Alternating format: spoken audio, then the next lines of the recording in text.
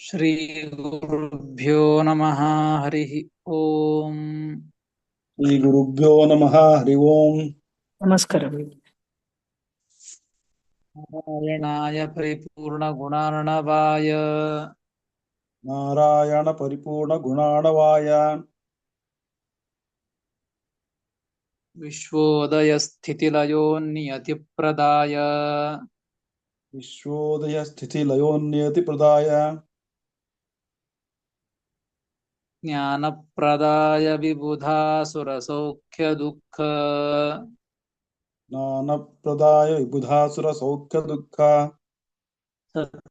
ಸತ್ಕಾರಣಾಯ ವಿದ್ಯಾಯ ನಮೋ ನಮಸ್ತೆ. ಸತ್ಕಾರಣಾಯ ವಿತತಾಯ ನಮೋ ನಮಸ್ತೆ. ಶೇಷವಾಗ್ಜಾಡ್ಯಮಲಾಪಹಂತ್ರಿ ಅಶೇಷ ವಾಗ್ಜಾಲ ಮಲಾಪಹಂತ್ರಿ ಅಶೇಷವಾಗ್ಜಾಡ್ಯಮಲಾಪಹಂತ್ರಿ ಅಶೇಷ ವಾಗ್ಜಾಡ್ಯ ಮಲಾಪಹಂತ್ರಿ ನವಂ ನವಂ ಸ್ಪಷ್ಟ ಸುವಾಕ್ಪ್ರದಾಯಿನಿ ನವಂ ನವಂ ಸ್ಪಷ್ಟ ಸುವಾಕ್ಪ್ರದಾಯಿನಿ ಮಮೇಹ ಜಿಹ್ವಾಗ್ರ ಸುರಂಗನರ್ತಕಿ ಮಮೇಹ ಜಿಹ್ವಾಗ್ರ ಸುರಂಗ ನರ್ತಕಿ ಭವಪ್ರಸನ್ನಾ ವದನೆ ಚ ಮೇ ಶ್ರೀಃ ಭವ ಪ್ರಸನ್ನಾ ವದನೆ ಚ ಮೇ ಶ್ರೀಃ ಅಭ್ರಮಂ ಭಂಗರಹಿತಂ ಅಜಡಂ ವಿಮಲಂ ಸದಾ ಅಭ್ರಮಂ ಭಂಗರಹಿತಂ ಅಜಡಂ ವಿಮಲಂ ಸದಾ ಆನಂದತೀರ್ಥಮತುಲಂ ಭಜೆ ತಾಪತ್ರಯಾಪಹಂ ಆನಂದತೀತಮತುಲಂ ಭಜೆ ತಾಪತ್ರಯಾಪಹಂ ಯಸ್ಯ ವಾಕ್ಕಾಮಧೇನುರ್ನಃ ಕಾಮಿತಾರ್ಥಾನ್ ಪ್ರಯಚ್ಛತಿ ಯಸ್ಯ ವಾ ಕಾಮಧೇನುರ್ನಃ ಕಾಮಿತಾರ್ಥಾನ್ ಪ್ರಯಚ್ಛತಿ ಸೇವೇತಂ ಜಯ ಯೋಗೀಂದ್ರಂ ಕಾಮಬಾಣಚ್ಛಿದಂ ಸದಾ ಸೇವೇತಂ ಜಯ ಯೋಗೀಂದ್ರಂ ಕಾಮಬಾಣಚ್ಛಿದಂ ಸದಾ ಪೂಜ್ಯಾಯ ರಾಘವೇಂದ್ರಾಯ ಸತ್ಯಧರ್ಮರತಾಯ ಚ ಪೂಜ್ಯಾಯ ರಾಘವೇಂದ್ರಾಯ ಸತ್ಯಧರ್ಮರತಾಯ ಚ ಭಜತಾಂ ಕಲ್ಪವೃಕ್ಷಾಯ ನಮತಾಂ ಕಾಮಧೇನವೇ ಭಜತಾಂ ಕಲ್ಪವೃಕ್ಷಾಯ ನಮತಾಂ ಕಾಮಧೇನುವೇ ಕಾಮಧೇನವೇ ಕಾಮಧೇನವೇ ಧೇನು ಸತ್ಯಾಭಿಘ್ನಕರಾಬ್ಜೋತ್ಥಾನ್ ಪಂಚಾಶದ್ವರ್ಷಪೂಜಕಾನ್ ಸತ್ಯಾಭಿಘ್ನಕರಾಬ್ಜೋತ್ಥಾನ್ ಪಂಚಾಶತ್ ವರ್ಷ ಪೂಜಕಾನ್ ಸತ್ಯಪ್ರಮೋದತೀರ್ಥಾರ್ಯಾನ್ ನೌಮಿನ್ಯಾಯ ಸುಧಾರತಾನ್ ಸತ್ಯಪ್ರಮೋದ ತೀರ್ಥಾರ್ಯಾನ್ ನೌಮಿನ್ಯಾಯ ಸುಧಾರತಾಂ ಆಪಾದಮೌಲಿಪರ್ಯಂತಂ ಗುರುಣಾಂ ಆಕೃತಿಂ ಸ್ಮರೇತ್ ಆಪಾದಮೌಲಿಪರ್ಯಂತಂ ಗುರುಣಾಂ ಆಕೃತಿಂ ಸ್ಮರೇತ್ ತೇನ ವಿಘ್ನಾಃ ಪ್ರಣಶ್ಯಂತಿ ಸಿದ್ಧ್ಯಂತಿ ಚ ಮನೋರಥಾಃ ತೇನ ವಿಘ್ನಾಃ ಪ್ರಣಶ್ಯಂತಿ ಸಿದ್ಧ್ಯಂತಿ ಚ ಮನೋರಥಾಃ ಶ್ರೀ ಗುರುಭ್ಯೋ ನಮಃ. ಹರಿ ಓಂ. ಶ್ರೀ ಗುರುಭ್ಯೋ ನಮಃ. ಹರಿ ಓಂ. ಶ್ರೀಮನ್ ಮಹಾಭಾರತ ತಾತ್ಪರ್ಯ ನಿರ್ಣಯದ ಮೊದಲನೇ ಅಧ್ಯಾಯ ಸರ್ವಶಾಸ್ತ್ರಾರ್ಥ ನಿರ್ಣಯ. ಈ ಒಂದು ಅಧ್ಯಾಯದಲ್ಲಿ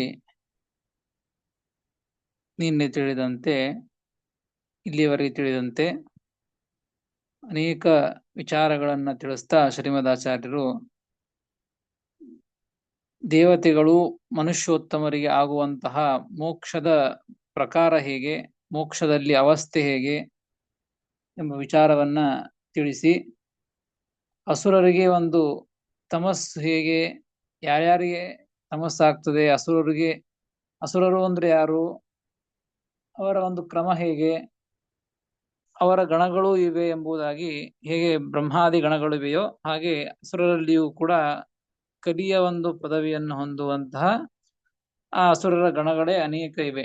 ಅಸುರರ ಗಣಗಳು ಇವೆ, ಹೀಗೆ ಅನೇಕ ದೈತ್ಯರ ಗಣಗಳು ಕೂಡ ಇವೆ ಅಂತ ವಿಚಾರವನ್ನ ತಿಳಿಸಿ ಕೊನೆಗೆ ಹೇಳಿದ್ದು ನಿನ್ನೆ ತಿಳಿದಂತೆ ಎಲ್ಲರಿಗಿಂತಲೂ ಕೂಡ ಎಲ್ಲರಿಗೂ ಅಧಿಪತಿಗಳಾಗಿರೋವರು ಬ್ರಹ್ಮದೇವರು, ಮುಕ್ತರಿಗೂ ಅಧಿಪತಿಗಳಾಗಿರುವವರು ಬ್ರಹ್ಮದೇವರು ಅಂತ ಹೇಳಿದಾಗ, ಹಾಗಾದರೆ ಇವರಿಗೆ ಯಾರು ಅಧಿಪತಿಗಳಿಲ್ವಾ, ಇವರಿಗೆ ಯಾರು ಒಡೆಯ ಇಲ್ವಾ ಅಂತ ಕೇಳಿದರೆ ಆ ಬ್ರಹ್ಮದೇವರಿಗೂ ಕೂಡ ಸಾಕ್ಷಾತ್ ನಾರಾಯಣ ಭಗವಂತ ಇವನು ಆಶ್ರಯನಾಗಿ ಇವನೇ ಅಧಿಪತಿಯಾಗಿ ಇದ್ದಾನೆ. ಎಲ್ಲರಿಗೂ ಕೂಡ ಭಗವಂತನೇ ಅಧಿಪತಿ ನಿಯಾಮಕ ಎಂಬುದನ್ನ 134ನೇ ಶ್ಲೋಕದಲ್ಲಿ ತಿಳಿಸಿಕೊಟ್ರು.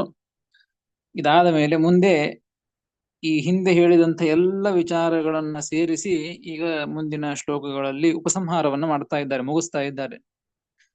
ಅದಕ್ಕೆ ಅವತಾರಿಕೆಯನ್ನು ಕೊಡ್ತಾರೆ. ಅರ್ಥೋಯಂ ಇತ್ಯಾದಿನ ಪ್ರತಿಜ್ಞಾತಂ ಅರ್ಥಂ ಉಪಪಾದ್ಯ ಉಪಸಂಹರತಿ. ಹಿಂದೆ ಒಂದು ಶ್ಲೋಕದಲ್ಲಿ ಅರ್ಥೋಯಂ ಅಂತ ಶುರು ಆದದ್ದು, ಅಲ್ಲಿ ಹೇಳಿದಂತಹ ವಿಷಯವನ್ನ ತೆಗೆದುಕೊಳ್ತಾ ಉಪಸಂಹಾರವನ್ನ ಮಾಡ್ತಾ ಇದ್ದಾರೆ. 135ನೇ ಶ್ಲೋಕ. ಇತ್ರ್ಯುಗ್ಯಜುಸ್ಸಾಮಾಥರ್ವ ಇತ್ಯುಗ್ಯ ಸಾಮರ್ಥವ ಇತ್ರ್ಯುಗ್ ಹೇಳಿ ಮೊದಲಿಗೆ. ಇತ್ರ್ಯುಗ್ ಇತ್ಯುಗ್ ಯಜುಸ್ಸಾಮಾಥರ್ವ ಯದು ಸಾಮರ್ಥವ ಯಜುಸ್ಸಾಮಾಥರ್ವ ಯದು ಸಾಮಾಥರ್ವ ಪಂಚರಾತ್ರೇತಿಹಾಸತಃ ಪಂಚರಾತ್ರೇತಿಹಾಸತಃ ಪುರಾಣೇಭ್ಯಸ್ತಥಾ ಅನ್ಯೇಭ್ಯಃ ಪುರಾಣೇಭ್ಯಸ್ತಥಾ ಅನ್ಯೇಭ್ಯಃ ಬಿಡಿಸಿ ಕೂಡಿಸಬೇಕು. ಪುರಾಣೇಭ್ಯಸ್ತಥಾ ಅನ್ಯೇಭ್ಯಃ ಪುರಾಣೇಭ್ಯಸ್ತಥಾ ಅನ್ಯೇಭ್ಯಃ ಶಾಸ್ತ್ರೇಭ್ಯೋ ನಿರ್ಣಯ ಕೃತಃ ಶಾಸ್ತ್ರೇಭ್ಯೋ ನಿರ್ಣಯಃ ಕೃತಃ ಇತ್ರ್ಯುಗ್ಯಜುಸ್ಸಾಮಾಥರ್ವ ಪಂಚರಾತ್ರೇತಿಹಾಸತಃ ಪುರಾಣೇಭ್ಯಸ್ತಥಾ ಅನ್ಯೇಭ್ಯಃ ಶಾಸ್ತ್ರೇಭ್ಯೋ ನಿರ್ಣಯ ಕೃತಃ ಎಂಬುದಾಗಿ 135ನೆಯ ಶ್ಲೋಕ. 136ನೆಯ ಶ್ಲೋಕ. ಎರಡೂ ಸೇರಿ ಅರ್ಥವನ್ನ ತಿಳಿಸ್ತಾ ಇದ್ದಾರೆ ಇಲ್ಲಿ. ಹೀಗಾಗಿ ಎರಡೂ ಶ್ಲೋಕವನ್ನ ಉಚ್ಚಾರಣೆ ಮಾಡಿ ಅರ್ಥವನ್ನ ತಿಳಿದುಕೊಳ್ಳಬೇಕು. 136ನೇ ಶ್ಲೋಕ. ವಿಷ್ಣ್ವಾಗ್ನಯೈವ ವಿದುಷಾ ವಿಶ್ವಾಗ್ನಯೈವ ವಿದುಷಾ ವಿಷ್ಣ್ವಾಗ್ನಯೈವ ವಿದುಷಾ ವಿಷ್ಣಾಗ್ನಯೈವ ವಿದುಷಾ ತತ್ಪ್ರಸಾದ ಬಲೋನ್ನತೇಃ ತತ್ಪ್ರಸಾದ ಬಲೋನ್ನತೇಃ ಆನಂದತೀರ್ಥ ಮುನಿನಾ ಆನಂದತೀರ್ಥ ಮುನಿನಾ ಪೂರ್ಣ ಪ್ರಜ್ಞಾಭಿಧಾಯುಜ ಪೂರ್ಣ ಪ್ರಜ್ಞಾಭಿಧಾಯುಜ ಎಂಬುದು. ವಿಷ್ಣ್ವಾಜ್ಞಯೈವ ವಿದುಷಾ ತತ್ಪ್ರಸಾದ ಬಲೋನ್ನತೇಃ ಆನಂದತೀರ್ಥ ಮುನಿನಾ ಪೂರ್ಣ ಪ್ರಜ್ಞಾಭಿಧಾಯುಜ ಎಂಬುದಾಗಿ 136ನೇ ಶ್ಲೋಕ. ಎರಡು ಶ್ಲೋಕದ ಪದಚ್ಛೇದ. ಇತಿ ಋಗ್ಯಜುಸ್ಸಾಮಾಥರ್ವ ಪಂಚರಾತ್ರೇತಿಹಾಸತಃ. ಇತಿ ಅಲ್ಲಿ ಬಿಡಿಸ್ಕೊಳ್ಬೇಕು. ಋಗ್ಯಜುಸ್ಸಾಮಾಥರ್ವ ಪಂಚರಾತ್ರೇತಿಹಾಸತಃ ಪುರಾಣೇಭ್ಯಃ ತಥಾ ಅನ್ಯೇಭ್ಯಃ ಶಾಸ್ತ್ರೇಭ್ಯಃ ನಿರ್ಣಯಃ ಕೃತಃ ವಿಷ್ಣ್ವಾಗ್ನಯ ಏವ ವಿದುಷಾ ತತ್ಪ್ರಸಾದ ಬಲೋನ್ನತೇಃ ಆನಂದತೀರ್ಥ ಮುನಿನ ಪೂರ್ಣಪ್ರಜ್ಞಾಭಿದಾಯುಜ ಎಂಬುದಾಗಿ ಪದವಿಭಾಗ.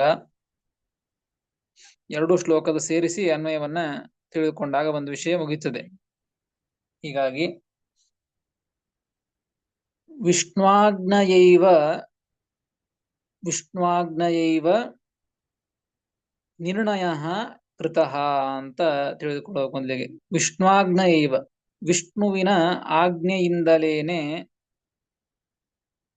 ನಿರ್ಣಯ ಕೃತಃ ಅಂತ ಇದೆ ನೋಡಿ. ನಿರ್ಣಯ ಮೇಲಿನ ಶ್ಲೋಕದಲ್ಲಿ, ವಿಷ್ಣುವಾಜ್ಞೆಯವ 136ನೇ ಶ್ಲೋಕದಲ್ಲಿ ಇದ್ದದ್ದು.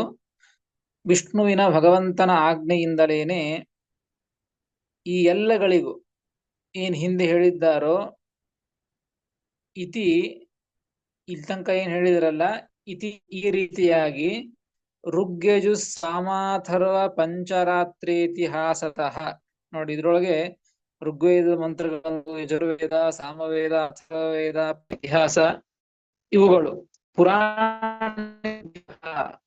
ಪುರಾಣಗಳ ಕೆಲವು ಶ್ಲೋಕಗಳನ್ನು ಉದಾಹರಣೆ ಮಾಡಿದ್ದಾರೆ. ತಥಾ ಅನೇಕ ಶಾಸ್ತ್ರೇಭ್ಯ ಬೇರೆ ಬೇರೆ ಶಾಸ್ತ್ರಗಳನ್ನು ಇಲ್ಲಿ ಶ್ಲೋಕಗಳನ್ನು ಇಲ್ಲಿ ಕೊಟ್ಟಿದ್ದಾರೆ ಶ್ರೀಮದಾಚಾರ್ಯರು. ಕೊಟ್ಟು ಎಲ್ಲ ಎಲ್ಲದರ ಬಗ್ಗೆ ಒಂದು ಸರಿಯಾಗಿ ಅರ್ಥವನ್ನ, ನಿರ್ಣಯವನ್ನ ಆಚಾರ್ಯರು ಮಾಡಿದ್ದಾರೆ. ಇತಿ ನಿರ್ಣಯ ಕೃತಃ ಶಾಸ್ತ್ರಗಳಿಂದ, ಋಗ್ಯಜು ಸಾಮಾಥರ್ವ ಪಂಚರಾತ್ರಿ ಇತಿಹಾಸತಃ ಇವುಗಳಿಂದ, ಪುರಾಣಗಳಿಂದ, ಅನ್ಯ ಶಾಸ್ತ್ರಗಳ ನಿರ್ಣಯ ಕೃತಃ. ಏನ್ ಬೇರೆ ಬೇರೆ ತರ ಬೇರೆ ಶಾಸ್ತ್ರಗಳಲ್ಲಿ, ಪುರಾಣಗಳಲ್ಲಿ ಒಂದೊಂದು ರೀತಿಯಿಂದ ಹೇಳಿರ್ತಾರೆ. ಎಲ್ಲವನ್ನ ಸೇರಿಸಿಕೊಂಡು ಸರಿಯಾದ ನಿರ್ಣಯ ಏನು, ಯಾವುದನ್ನ ಸರಿಯಾಗಿ ಹೇಗೆ ಸರಿಯಾಗಿ ತಿಳಿದುಕೊಳ್ಳಬೇಕು ಎಂಬುದನ್ನ ಇವೆಲ್ಲವುಗಳಿಂದಲೂ ಕೂಡ ಶ್ರೀಮದಾಚಾರ್ಯರು ನಿರ್ಣಯ ಕೃತಃ. ಅದು ಹೇಗೆ? ವಿಷ್ಣುವಾಜ್ಞೆಯ ಏವ, ಭಗವಂತನ ಆಜ್ಞೆಯಿಂದಲೇನೆ ಇವೆಲ್ಲವನ್ನ ಸೇರಿಸಿಕೊಂಡು ಸರಿಯಾಗಿ ನಿರ್ಣಯವನ್ನ ಮಾಡಿದ್ದಾರೆ. ವಿಷ್ಣುವಾಜ್ಞೆಯೇವ ನಿರ್ಣಯ ಕೃತಃ, ವಿಷ್ಣುವಾಜ್ಞೆಯಿಂದಲೇ ನಿರ್ಣಯ ಮಾಡಲ್ಪಟ್ಟಿದೆ. ವಿಷ್ಣುವಾಜ್ಞೆಯಿಂದ ಮಾಡಲ್ಪಟ್ಟಿದೆ. ಯಾರಿಂದ ಮಾಡಲ್ಪಟ್ಟಿದೆ ಅಂದ್ರೆ ಅದಕ್ಕೆ ಶ್ರೀಮದಾಚಾರ್ಯರಿಂದ ಮಾಡಲ್ಪಟ್ಟಿದೆ ಅಂತ ಶ್ರೀಮದಾಚಾರ್ಯ ಹೇಳ್ತಾ ಇದ್ದಾರೆ.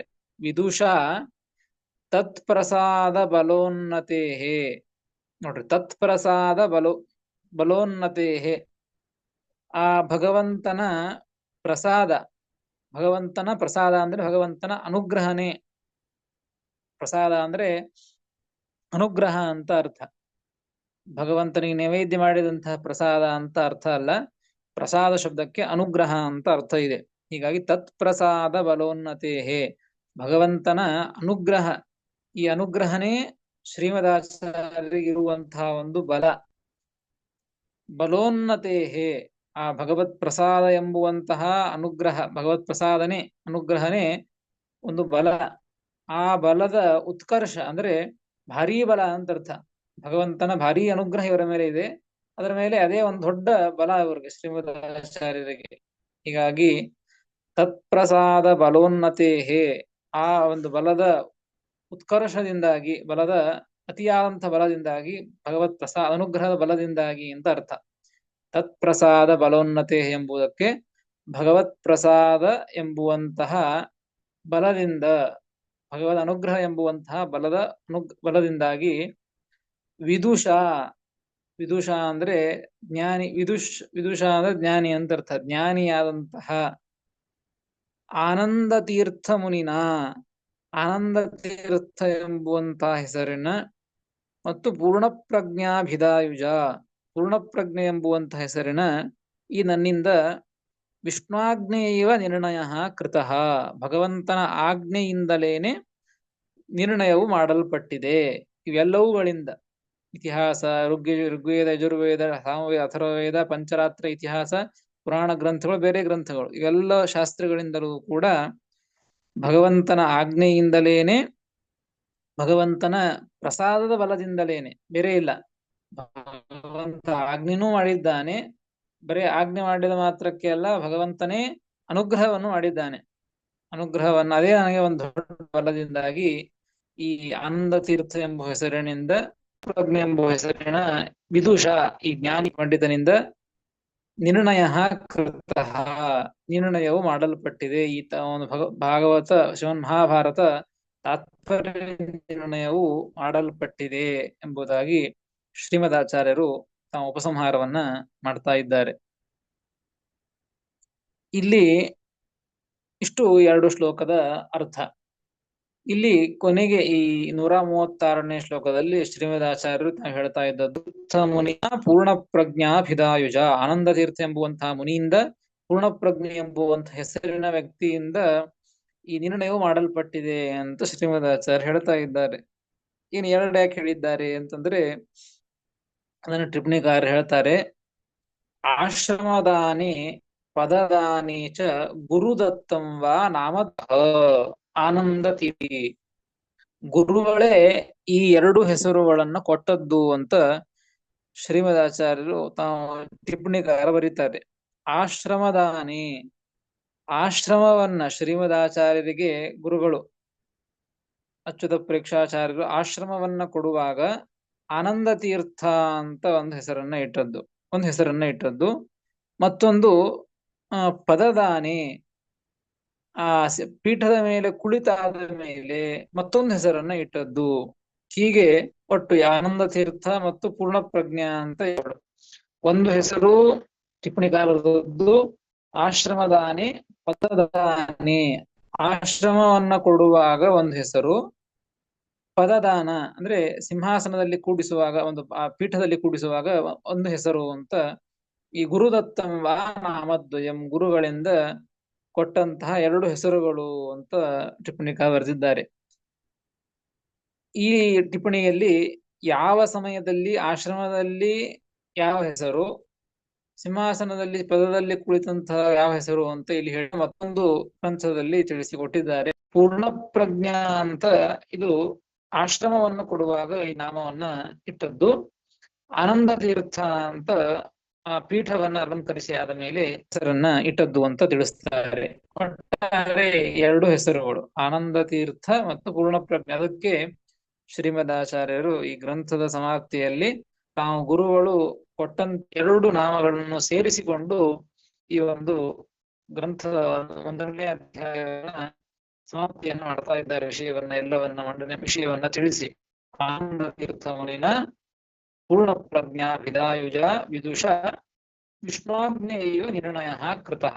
ಭಗವಂತನ ಆಜ್ಞೆಯಿಂದಲೇನೆ, ಭಗವಂತನ ಪ್ರಸಾದ ಅನುಗ್ರಹದಿಂದಲೇನೆ ಈ ಒಂದು ನಿರ್ಣಯವು ಮಾಡಲ್ಪಟ್ಟಿದೆ ಎಂಬುದನ್ನ ಇಷ್ಟು ತಿಳಿಸಿದರು ಶ್ರೀಮದಾಚಾರ್ಯರು. ತಿಳಿಸಿ ಮತ್ತೆ ಮುಂದಿನ ಶ್ಲೋಕದಲ್ಲಿ ಈ ಇಷ್ಟು ಹೊತ್ತು ಹೇಳಿದಂತಹ ಈ ಪ್ರಥಮಾಧ್ಯಾಯ ಸರ್ವಶಾಸ್ತ್ರಾರ್ಥ ನಿರ್ಣಯ, ಎಲ್ಲ ಶಾಸ್ತ್ರಗಳ ನಿರ್ಣಯವನ್ನು ಮಾಡಿದ್ದಾರೆ ಶ್ರೀಮದಾಚಾರ್ಯ. ಎಲ್ಲ ಶಾಸ್ತ್ರಗಳು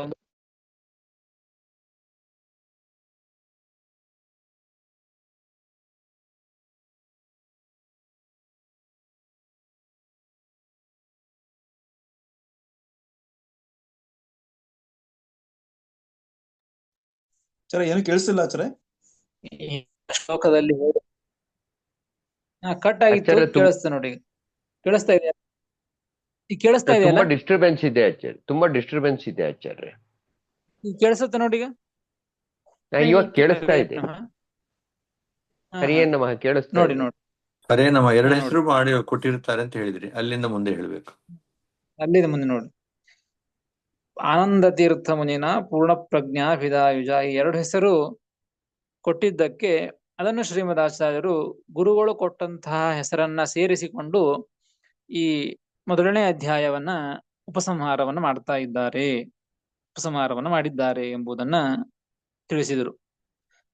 ಇದಾದ ಮೇಲೆ ಮುಂದಿನ ಶ್ಲೋಕದಿಂದ ಏನ್ ಹೇಳ್ತಾ ಇದ್ದಾರೆ ಅಂತಂದ್ರೆ, ಪೂರ್ವೋಕ್ತ ಅರ್ಥಂ ಅನುವದನ್ ಏತಜ್ಞಾನ ಫಲಂ ಆಹ. ಪೂರ್ವೋಕ್ತಮರ್ಥಂ ಅನುವದನ್, ಹಿಂದೆ ಏನ್ ಹೇಳಿದರೋ ಆ ವಿಷಯವನ್ನು ಅನುವಾದ ಮಾಡ್ತಾ ಈ ಪ್ರಥಮಾಧ್ಯಾಯ ಸರ್ವ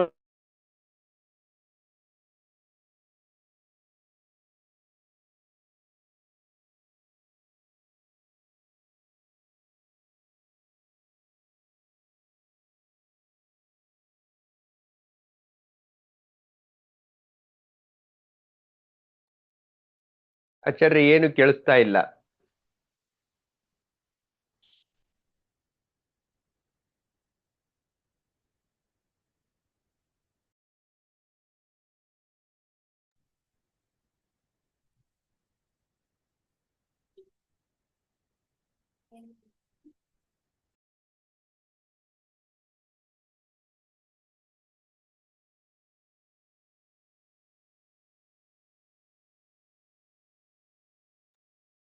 ನೂರ 37ನೇ ಶ್ಲೋಕ. ತಾತ್ಪರ್ಯಂ ಶಾಸ್ತ್ರಾಣಾಂ ತಾತ್ಪರ್ಯಂ ಹರೇ ಶಾಸ್ತ್ರಾಣಾಂ. ನಮಃ. ಕೇಳಿಸ್ತಿಲ್ಲ, 2 ನಿಮಿಷ ಏನು ಕೇಳಿಸ್ತಿಲ್ಲ. ಸರ್ವೇಷಾಂ ಕೇಳಿಸ್ತಾ ಇಲ್ಲ. ತಾತ್ಪರ್ಯಂ ಶಾಸ್ತ್ರಾಣಾಂ ತಾತ್ಪರ್ಯಂ ಶಾಸ್ತ್ರಾಣಾಂ ಸರ್ವೇಷಾಮುತ್ತಮಂ ಮಯಾ ಪ್ರೋಕ್ತಂ ಸರ್ವೇಷಾಮುತ್ತಮಂ ಮಯಾ ಪ್ರೋಕ್ತಂ ಪ್ರಾಪ್ಯಾನುಜ್ಞಾಂ ವಿಷ್ಣೋಃ ಪ್ರಾಪ್ಯಾನುಜ್ಞಾಂ ವಿಷ್ಣೋಃ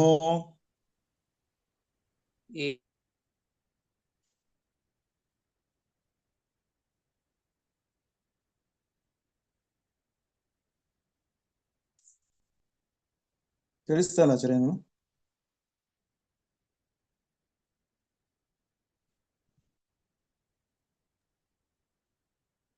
ಏನು ಕೇಳಿಸ್ತಾ ಇಲ್ಲ ಆಚಾರ್ಯ.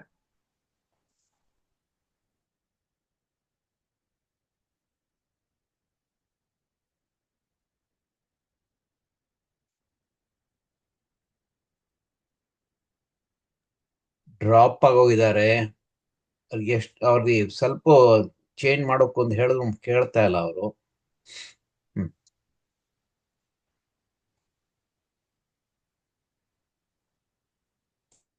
ಪ್ರಾಪ್ಯಾನುಜ್ಞಾಂ ವಿಷ್ಣೋಃ ಪ್ರಾಪ್ಯಾನುಜ್ಞಾಂ ವಿಷ್ಣೋಃ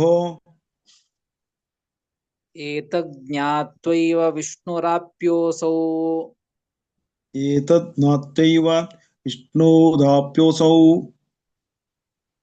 ವಿಷ್ಣುರಾಪ್ಯೋऽಸೌ ತಾತ್ಪರ್ಯಂ ಶಾಸ್ತ್ರಾಣಾಂ ಸರ್ವೇಷಾಮುತ್ತಮಂ ಮಯಾ ಪ್ರೋಕ್ತಂ ಪ್ರಾಪ್ಯಾನುಜ್ಞಾಂ ವಿಷ್ಣೋಃ ಏತಜ್ಞಾತ್ವೈವ ವಿಷ್ಣುರಾಪ್ಯೋऽಸೌ ಎಂಬುದಾಗಿ ಕೊನೆಯ ಶ್ಲೋಕ 137ನೆಯ ಶ್ಲೋಕ ಪದವಿಭಾಗ.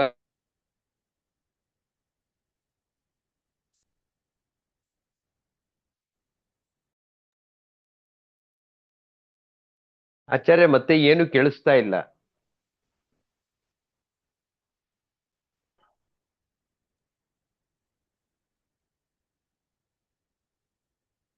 ರಮೇಶಿ ಅವರಿಗೆ ಇದು ದೂರ ಇದೆ ಅಂತ ಕಾಣುತ್ತೆ ಮೊಬೈಲ್, ಏನನ್ನ ಅದಕ್ಕೆ ಪ್ರಾಬ್ಲಮ್ ಆಗ್ತಾ ಇದೆಯೇನೋ. ಸಜೆಸ್ಟ್ ಮಾಡಿದ್ರೆ ಬೇರೆ ಹಾಕಿಸ್ಕೊಳ್ಳಿ.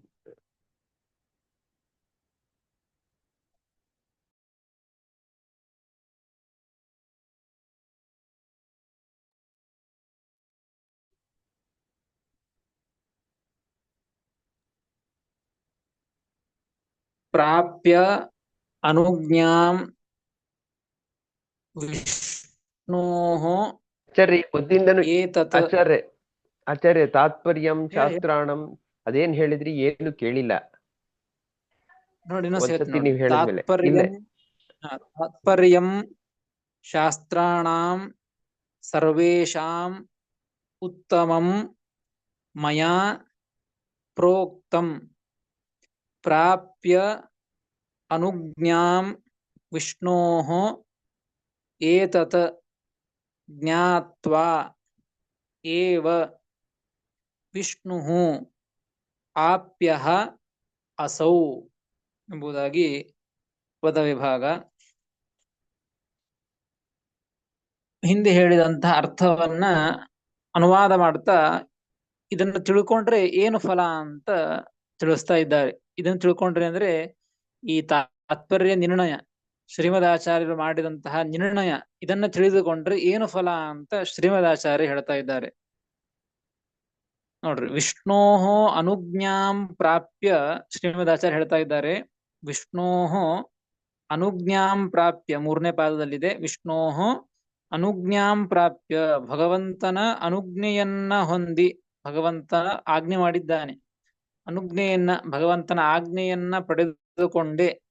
ಭಗವಂತನೇ ಹೇಳಿದ್ದಕ್ಕೆ ಅಂತ ಅರ್ಥ. ಇದನ್ನ ಮಾಡಿದ್ ಯಾ ಕಾರಣ ಅಂದ್ರೆ ತಮಗೆ ಮಾಡಬೇಕು ಅಂತ ಅನಿಸಿದೆ ಅಂತ ಮಾಡ್ತಾ ಇದ್ದುದಲ್ಲ, ಭಗವಂತನೇ ಆಜ್ಞೆಯನ್ನ ಮಾಡಿದ್ದು. ಅವರ ಭಗವಂತನ ವಿಷ್ಣುವಿನ ಆಜ್ಞೆಯನ್ನ ಪಡೆದುಕೊಂಡೇ ಸರ್ವೇಷಾಂ ಶಾಸ್ತ್ರಾಣಾಂ ತಾತ್ಪರ್ಯಂ ಉತ್ತಮಂ ತಾತ್ಪರ್ಯಂ ಮಯಾ ಪ್ರೋಕ್ತಂ. ಶ್ರೀಮದಾಚಾರ್ಯ ಹೇಳ್ತಾ ಇದ್ದಾರೆ, ಸರ್ವೇಷಾಂ ಶಾಸ್ತ್ರಾಣಾಂ, ಎಲ್ಲ ಶಾಸ್ತ್ರಗಳ ಉತ್ತಮಂ ತಾತ್ಪರ್ಯಂ ಪ್ರೋಕ್ತಂ ಮಯಾ ಪ್ರೋಕ್ತಂ, ಉತ್ತಮವಾದಂತಹ ತಾತ್ಪರ್ಯವು ನನ್ನಿಂದ ಹೇಳಲ್ಪಟ್ಟಿದೆ. ಅಂದ್ರೆ ಎಲ್ಲ ಶಾಸ್ತ್ರಗಳಿಗೂ ತಾತ್ಪರ್ಯ ಏನು, ಎಲ್ಲ ಶಾಸ್ತ್ರಗಳಿಗೆ ಮುಖ್ಯ ಏನು ಹೇಳಲಿಕ್ಕೆ ಹೊರಟಿವೆ ಶಾಸ್ತ್ರಗಳು, ಆ ತಾತ್ಪರ್ಯವನ್ನ ನನ್ನಿಂದ ಹೇಳಲ್ಪಟ್ಟಿದೆ. ಭಗವಂತನ ಆಜ್ಞೆಯಿಂದಲೇನೆ ಎಲ್ಲ ಶಾಸ್ತ್ರಗಳ ತಾತ್ಪರ್ಯ ಏನು, ಎಲ್ಲ ಶಾಸ್ತ್ರಗಳು ಮುಖ್ಯವಾಗಿ ಹೇಳಲಿಕ್ಕೆ ಹೊರಟದ್ದೇನು ಎಂಬುದನ್ನ ನನ್ನಿಂದ ಹೇಳಲ್ಪಟ್ಟಿದೆ ಅಂದ್ರೆ ನಾ ಹೇಳಿದ್ದೇನೆ ಅಂತ ಅರ್ಥ. ಈ ಗ್ರಂಥದಲ್ಲಿ ತಾತ್ಪರ್ಯವನ್ನ ನಿರ್ಣಯ ಮಾಡಿದ್ದಾರೆ ಶ್ರೀಮದಾಚಾರ್ಯರು. ಎಲ್ಲ ಶಾಸ್ತ್ರಗಳು ಏನು ತಾತ್ಪರ್ಯ ಅಂತ ಅದನ್ನ ತಾವು ನಿರ್ಣಯ ಮಾಡಿ ತಿಳಿಸಿಕೊಟ್ಟಿದ್ದಾರೆ. ಹೀಗಾಗಿ ಅದನ್ನು ತಿಳಿಸಿಕೊಟ್ಟಿದ್ದೇನೆ ಅಂತ ಹೇಳ್ತಾ, ಏತಜ್ಞಾತ್ವಾ ಏವ ಅಸೌ ವಿಷ್ಣು ಆಪ್ಯ. ನೋಡಿ, ಇದು ಬಹಳ ಮುಖ್ಯ. ಇದು ಶ್ರೀಮದಾಚಾರ್ಯರು ಸ್ಪಷ್ಟವಾಗಿ ಇಲ್ಲಿ ಹೇಳಿದ್ದಾರೆ. ಏತಜ್ಞಾತ್ವೈವ, ಈ ತಾತ್ಪರ್ಯ ನಿರ್ಣಯವನ್ನ ಶ್ರೀಮದಾಚಾರ್ಯರು ಮಾಡಿದಂತಹ ಎಲ್ಲ ಶಾಸ್ತ್ರಗಳ ತಾತ್ಪರ್ಯ ಏನು, ಅವುಗಳಿಗೆ ನಿರ್ಣಯ ಏನು ಎಂಬುದನ್ನ ಏನು ಮಾಡಿದ್ದಾರಲ್ಲ, ಈ ನಿರ್ಣಯವನ್ನ ತಿಳಿದುಕೊಂಡ್ರೇನೆ. ಏತಜ್ಞಾತ್ವೈವ, ಬೇರೆ ಬೇರೆ ಶಾಸ್ತ್ರಗಳನ್ನ ತಿಳಿದುಕೊಂಡು ಹೇಗೋ ಅಪಾರ್ಥ ಮಾಡಿಕೊಂಡು ಬಿಟ್ರೆ ಅದರಿಂದ ಭಗವಂತ ಸಿಗೋದಿಲ್ಲ, ಮೋಕ್ಷವನ್ನು ಕೊಡೋದಿಲ್ಲ ಭಗವಂತ. ಈ ಶ್ರೀಮದಾಚಾರ್ಯರು ಮಾಡಿದಂತಹ ನಿರ್ಣಯವನ್ನ ಜ್ಞಾತ್ವಾ ಏವ, ಇದನ್ನ ತಿಳಿದುಕೊಂಡ್ರೇನೆ, ನಾನು ಮಾಡಿದಂತಹ ತಾತ್ಪರ್ಯ ನಿರ್ಣಯವನ್ನ ತಿಳಿದುಕೊಂಡ್ರೇನೆ, ಅಸೌ ವಿಷ್ಣು ಆಪ್ಯ, ಈ ದೇವರು ಅವರಿಂದ ಹೊಂದಲ್ಪಡ್ತಾನೆ. ಅಂದ್ರೆ ಅವರು ಆ ದೇವರನ್ನ ಹೊಂದಲಿಕ್ಕೆ ಆಗ್ತದೆ, ಮೋಕ್ಷವನ್ನು ಹೊಂದಲಿಕ್ಕೆ ಆಗ್ತದೆ. ಏತತ್ ತಾತ್ಪರ್ಯಂ ಜ್ಞಾತ್ವಾ ಏವ ಆಪ್ಯ ಕೊಟ್ರು. ಏತತ್ ಶಬ್ದಕ್ಕೆ ಈ ತಾತ್ಪರ್ಯ, ಶ್ರೀಮದಾಚಾರ್ಯರು ಮಾಡಿದಂತಹ ತಾತ್ಪರ್ಯ ಏನಿದೆ, ತಾತ್ಪರ್ಯ ನಿರ್ಣಯ ಏನಿದೆ, ಇದನ್ನ ತಿಳಿದುಕೊಂಡ್ರೇನೆ ಭಗವಂತ ಹೊಂದಲ್ಪಡ್ತಾನೆ. ಅಂದ್ರೆ ಭಗವಂತನನ್ನು ಹೊಂದಲಿಕ್ಕೆ ಆಗ್ತದೆ, ಮೋಕ್ಷವನ್ನು ಹೊಂದಲಿಕ್ಕೆ ಆಗ್ತದೆ. ಇಲ್ಲದೆ ಹೋದರೆ ತಾತ್ಪರ್ಯ ನಿರ್ಣಯವನ್ನ ತಿಳಿದುಕೊಳ್ಳಿಲ್ಲ, ಶ್ರೀಮದಾಚಾರ್ಯರು ಮಾಡಿದಂತಹ ನಿರ್ಣಯವನ್ನ, ತಾತ್ಪರ್ಯವನ್ನ, ಎಲ್ಲ ಶಾಸ್ತ್ರಗಳಿಗಿರುವಂತಹ ತಾತ್ಪರ್ಯವನ್ನ ಶ್ರೀಮದಾಚಾರ್ಯರು ಹೇಳಿದಂತೆ ತಿಳಿದುಕೊಳ್ಳಿಲ್ಲ ಅಂತಂದ್ರೆ ಮೋಕ್ಷ ಇಲ್ಲ ಅಂತ ಅರ್ಥ. ಹೀಗಾಗಿ ಆ ನಿರ್ಣಯವನ್ನ ತಿಳಿದುಕೊಳ್ಳಬೇಕು, ತಿಳಿದುಕೊಂಡ್ರೇನೆ ಮೋಕ್ಷ ಅಂತ ಈ ರೀತಿಯಾಗಿ ಹೇಳುವ ಮುಖಾಂತರವಾಗಿ, ಹಾಗಾದರೆ ಇದಕ್ಕೆ ಈ ತಾತ್ಪರ್ಯ ಜ್ಞಾನ, ಎಲ್ಲ ಶಾಸ್ತ್ರಗಳಿಗೂ ಏನು ತಾತ್ಪರ್ಯ ಅಂತ ಜ್ಞಾನಕ್ಕೆ ಫಲ ಏನು ಅಂತಂದ್ರೆ ಮೋಕ್ಷನೇ ಫಲ. ಮೋಕ್ಷ ಆಗಬೇಕು ಅಂದ್ರೆ ಎಲ್ಲ ಶಾಸ್ತ್ರಗಳಿಗೂ ಎಲ್ಲಿ ತಾತ್ಪರ್ಯ ಇದೆ ಎಂಬುದನ್ನ ಈ ಗ್ರಂಥದ ಮುಖಾಂತರವಾಗಿ ತಿಳಿದುಕೊಳ್ಳಬೇಕು. ಅದಕ್ಕೆ ಸಿಗುವಂತಹ ಫಲ ಮೋಕ್ಷ ಎಂಬುದಾಗಿ ಕೊನೆಗೆ ಈ ಅಧ್ಯಾಯದ ಕೊನೆಯಲ್ಲಿ ಶ್ರೀಮದಾಚಾರ್ಯರು ತಾವು ರಚನೆ ಮಾಡಿದಂತಹ ಈ ಗ್ರಂಥದಿಂದ ಈ ಗ್ರಂಥವನ್ನ ತಿಳಿದುಕೊಳ್ಳೇಬೇಕು, ತಿಳಿದುಕೊಂಡ್ರೇನೆ ಮೋಕ್ಷ ಎಂಬುವಂತಹದ್ದನ್ನ ವಿಚಾರವನ್ನು ತಿಳಿಸ್ತಾ ಕೊನೆಗೆ ಆ ಜ್ಞಾನಕ್ಕೆ ಸಿಗುವಂತಹ ಫಲವನ್ನ ಹೇಳುವ ಮುಖಾಂತರವಾಗಿ ಅಧ್ಯಾಯವನ್ನ ಮುಗಿಸ್ತಾ ಇದ್ದಾರೆ. ಇದು ಶ್ರೀಮದಾನಂದ ತೀರ್ಥ ಭಗವತ್ಪಾದಾಚಾರ್ಯ ವಿರಚಿತೆ ಶ್ರೀಮನ್ ಮಹಾಭಾರತ ತಾತ್ಪರ್ಯ ನಿರ್ಣಯೇ ಪ್ರಥಮೋಧ್ಯಾಯ ಸಂಪೂರ್ಣಂ. ಇಲ್ಲಿಗೆ ಶ್ರೀಮದಾಚಾರ್ಯ ರಚನೆ ಮಾಡಿದಂತಹ ಮೊದಲನೇ ಅಧ್ಯಾಯ ಇದು ಮುಕ್ತಾಯವಾಯಿತು. ಇದಕ್ಕೆ ಟಿಪ್ಪಣಿಕಾರರು ಟಿಪ್ಪಣಿಯನ್ನು ಬರೆದದ್ದು ಜನಾರ್ದನ ಭಟ್ಟರು. ಅವರು ಕೂಡ ಈ ಟಿಪ್ಪಣಿ ಸಮಾಪ್ತ ಆಯಿತು ಅಂತ ತಾವು ಒಂದು ಮಂಗಳವನ್ನ ಹಾಡಿದ್ದಾರೆ. ಮಂಗಳ ಶ್ಲೋಕವನ್ನ ಹೇಳಿ ಗ್ರಂಥವನ್ನು ಮುಗಿಸ್ತಾರೆ. ಯಂ ಗಂಗಾ ಜಮದಗ್ನಿ ಜಾನ್ಮಯ ಭವಾದ್ ವಿದ್ವದ್ ಹಿರಣ್ಯಾಭಿದಾತ್ ಪುತ್ರಂ ಪ್ರಾಪ ಜನಾರ್ದನಂ ಶಮದಮ ಸ್ವಾಧ್ಯಾಯ ಸಂಪದ್ಯುತಾತ್ ಆದ್ಯಸ್ತಸ್ಯ ಕೃತೌ ಸತಾಂ ಸುಖಕರೋಧ್ಯಾಯ ಸಮಾಪ್ತಿಂ ಶುಭಃ ಶ್ರೀಮದ್ ಭಾರತ ಭಾವ ನಿರ್ಣಯ ಪದಾರ್ಥೋದ್ದೀಪಿಕಾಯಾಮಗಾತ್ ಎಂಬುದಾಗಿ ಈ ಶ್ಲೋಕದಿಂದ ಅಧ್ಯಾಯವನ್ನು ಮುಗಿಸ್ತಾ ಇದ್ದಾರೆ. ಈ ಒಂದು ಶ್ಲೋಕವನ್ನ ಈ ಒಂದನೇ ಅಧ್ಯಾಯದಲ್ಲಿ ಮಾತ್ರ ಒಂದು ಶ್ಲೋಕವನ್ನು ತಿಳಿದುಕೊಂಡ್ರೆ ಮತ್ತೆ ಮುಂದಿನ ಅಧ್ಯಾಯದಲ್ಲಿ ಎಲ್ಲವೂ ಕೂಡ ಇದೇ ಸೇಮ್ ಇರ್ತದೆ. ಇದೇ ಸೇಮ್ ಶ್ಲೋಕನೇ. ಸೇಮ್ ಶ್ಲೋಕ ಅಂದ್ರೆ ಎಲ್ಲವೂ ಸಮಾನವಾಗಿರ್ತದೆ. ಕೊನೆಗೆ ಅಧ್ಯಾಯ ವಿಷಯ ಮಾತ್ರ ವ್ಯತ್ಯಾಸ ಇರ್ತದೆ. ಎಂ ಗಂಗಾ, ಯಾವ ಗಂಗಾ ಅಂತ ಹೇಳಿ ಇವರ ತಾಯಿ, ಜನಾರ್ದನ ಭಟ್ಟರ ತಾಯಿ. ಇವರ ತಂದೆ ಹಿರಣ್ಯ ಅಂತ, ಹಿರಣ್ಯಾಚಾರ್ಯರು ಅಂತ ಹೇಳಿ, ಹಿರಣ್ಯಾಭಿಧಾತ್. ಆ ಹಿರಣ್ಯ ಎಂಬುವಂತಹ ಪಂಡಿತರು, ಮಹಾಜ್ಞಾನಿಗಳು. ಆ ಇಬ್ಬರಿಂದ ಹುಟ್ಟಿದ ಅವರು ಎಂಥವರು ಅಂದ್ರೆ ಶಮದಮದ್ ಸ್ವಾಧ್ಯಾಯ ಸಂಪದ್ಯುತಾತ್. ಶಮೋ ಮನ್ನಿಷ್ಠತಾ ಬುದ್ಧಿ, ದಮ ಇಂದ್ರಿಯ ನಿಗ್ರಹ, ಎಲ್ಲ ಇಂದ್ರಿಯ ನಿಗ್ರಹ, ಭಗವಂತನ ಮನಸ್ಸು, ಸ್ವಾಧ್ಯಾಯ ಮಾಡಿಕೊಂಡಂತಹ ಜ್ಞಾನಿಗಳು ಯಾರು? ಹಿರಣ್ಯ ಎಂಬುವಂತಹ ಪಂಡಿತರು. ಅಂತಹ ಪಂಡಿತರಿಂದ ಯಾವ ಗಂಗಾ ಎಂಬುವಂತಹ ಹೆಣ್ಣು ಆ ಸ್ತ್ರೀ ಎಂ ಪುತ್ರಂ ಜನಾರ್ದನಂ ಪ್ರಾಪ, ಯಾವ ಜನಾರ್ದನ ಈ ಭಟ್ಟರು ಏನಿದ್ದಾರೋ ಇವರನ್ನ ಪಡೆದರೋ ಅಂತಹ ಜನಾರ್ದನ ಆ ವ್ಯಕ್ತಿ ಈ ಒಂದು ಪ್ರಥಮಾಧ್ಯಾಯ ಶ್ರೀಮದಾಚಾರ್ಯ ರಚನೆ ಮಾಡಿದಂತಹ ತಾತ್ಪರ್ಯ ನಿರ್ಣಯಕ್ಕೆ ಟಿಪ್ಪಣಿಯನ್ನ ಮಹಾಭಾರತ ಭಾವ ನಿರ್ಣಯ ಪದಾರ್ಥೋದ್ದೀಪಿಕಾ ಅಂತ ಇದಕ್ಕೆ ಹೆಸರಿದಕ್ಕೆ. ಈ ಗ್ರಂಥ, ಈ ಟಿಪ್ಪಣಿಗೆ ಪದಾರ್ಥ ದೀಪಿಕಾ ಅಂತ ಹೆಸರಿಟ್ಟಿದ್ದವರು.